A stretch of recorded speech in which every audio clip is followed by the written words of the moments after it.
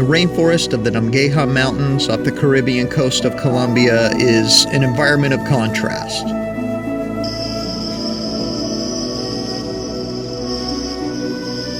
It's both brutal and peaceful.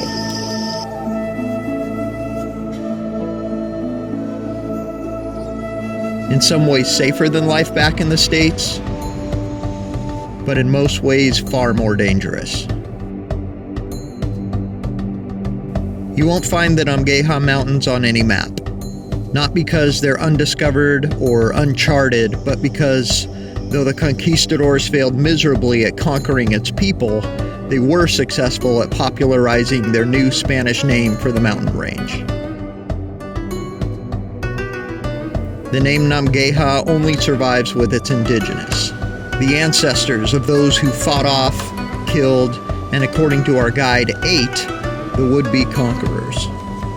And along with our three-man team of guides and an interpreter, we're trekking our way through the rainforest to live with one of those tribes, the Kogi people. The Kogi may not seem like the likeliest choice for an artist traveling the world in search of ancient pigments. Their wardrobe consists almost entirely of white. They have no face paint or body paint custom, and no colorful sculpture or mask tradition to speak of. So why are we spending days hiking to find this tribe? Although they don't use it as a paint pigment, they do have one. It's one of the oldest in history. They use this pigment daily, hiding in plain sight. And although they don't quite grasp what I'm going to do with it, they've graciously offered to teach me about it. We had been told that once we reach the pool at the base of the waterfall, we're getting close to the village. And as anxious as we were to get there, we took a break from the miles of hiking to cool off.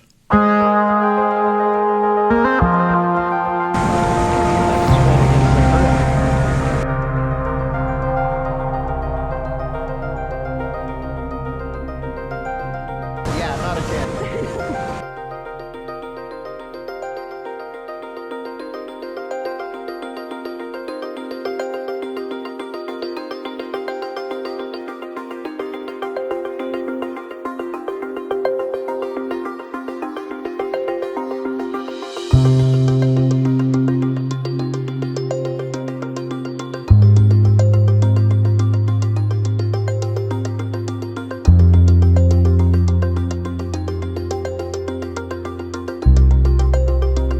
Once we reached the village, we put the cameras away.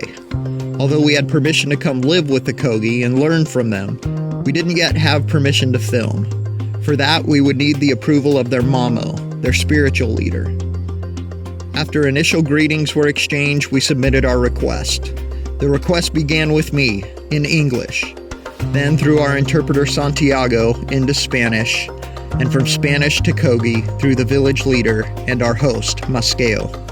We received no answer, not even an acknowledgement that the question had been asked. Before being introduced to the village and seeing our living quarters, we shared a meal. The conversations were rudimentary, and passing through 3 different dialects in both question and answer, they were time-consuming. When the meal was finished, we thanked the mamo for the food, for the conversation, and for allowing us to live with his people. We stood up to leave, and to our surprise, with a simple nod of his head and 2 words in the Kogi language, we had permission to film. Over there, all this is sugarcane, look.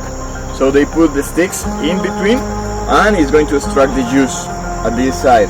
After a short tour of their sugarcane rum operation, they only make enough rum for village use, we were shown to our huts.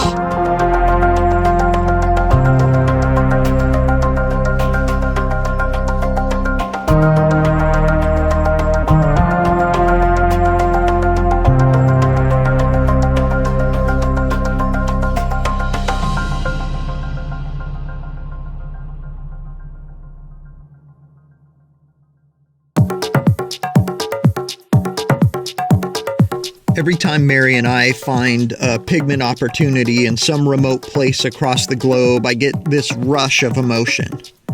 But my heart really starts to race when I begin to learn about the people. I obsess about learning the traditions, their religious beliefs, and every aspect of their culture that I can learn about ahead of time. Mary worked her magic and through a labyrinth of contacts found this village, Munknoinaha. They hadn't had a visitor in over 2 years. One of the first things we learned is that the Kogi themed their villages based around stages of life. This particular village is mainly comprised of families with children.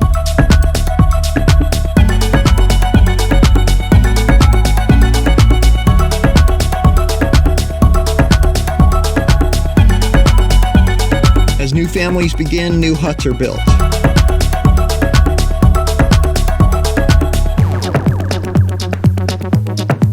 And even the youngest members of the tribe pitch in to help.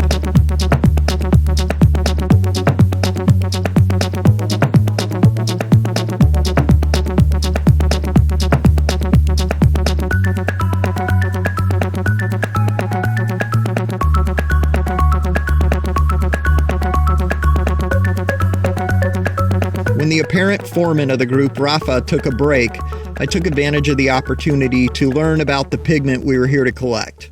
And it all begins with hayu, the same plant used to make cocaine. And although the women are tasked with the harvest and the drying of the hayu, only the men are allowed to use it. When they get together and they want to say hello, they don't say anything. They basically just bring a small amount of hayu and put in the mochila of the other guy. And he is going to do the same thing. So he said that if it's a big meeting, well, to say hello you need some time. Although I've heard the similarity between hayu and cocaine as being about as related as rye bread and whiskey, the Kogi claim to be more attuned to their gods, to have an unnaturally clear mind, a boost of energy and heightened senses when using it. And to boost this effect even further, they add one more thing, the thing that we're here to collect. Powdered seashells that they keep in a hollowed and dried gourd called a poporo. A saliva wet stick is used to extract the shell powder from the poporo. The residue of saliva and shell powder is then scraped along the top of the gourd, creating a buildup over months and years, the thickness of which creates something of a status symbol for those men with the thicker buildup on their poporo.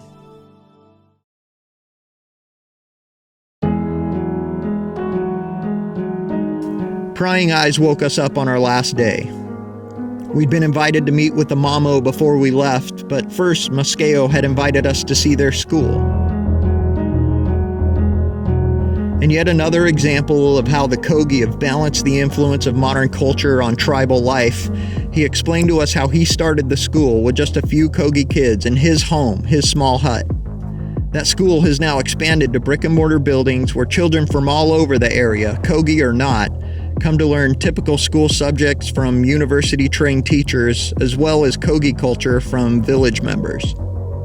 They were particularly interested in my sketchbook and the drawings I had done over the past few days.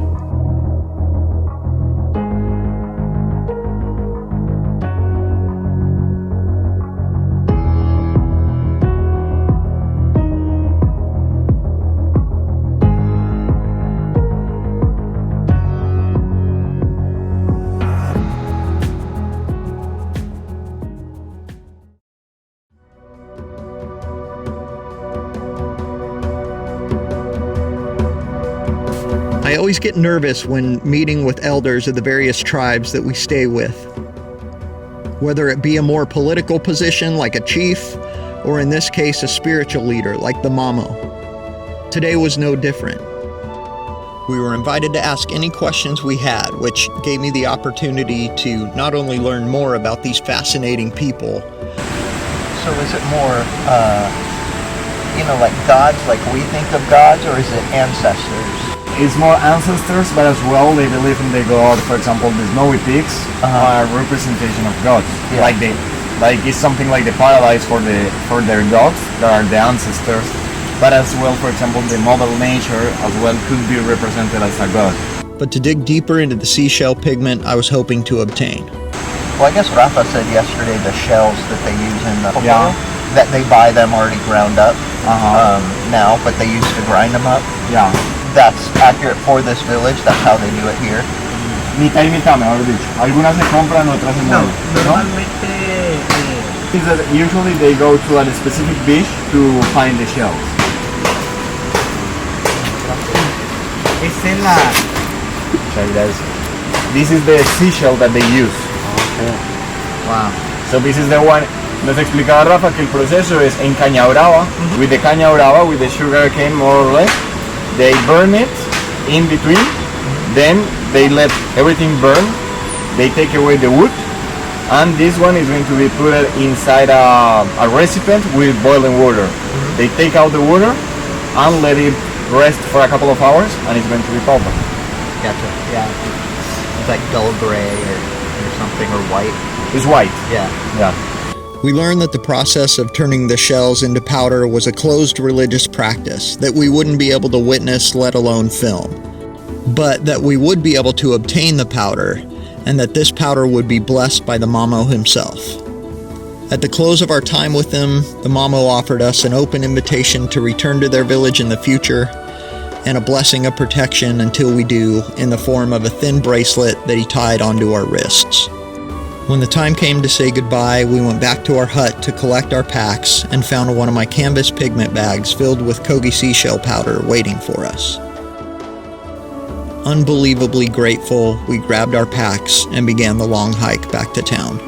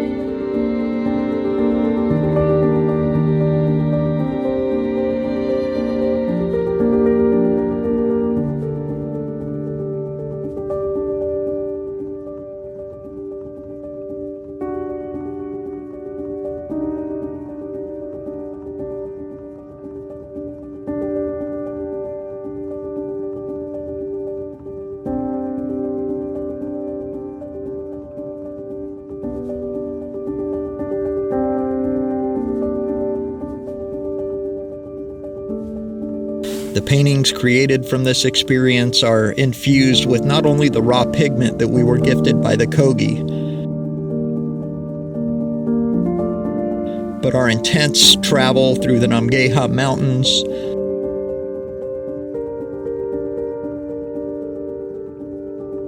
the life-changing spiritual experience we had,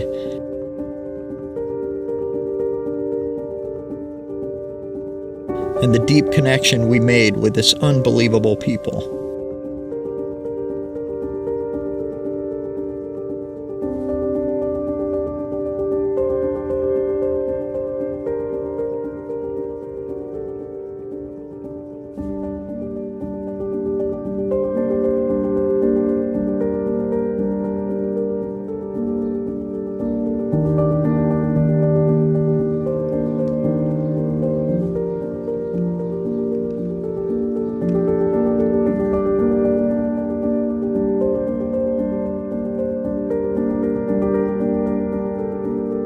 paintings are available on my website.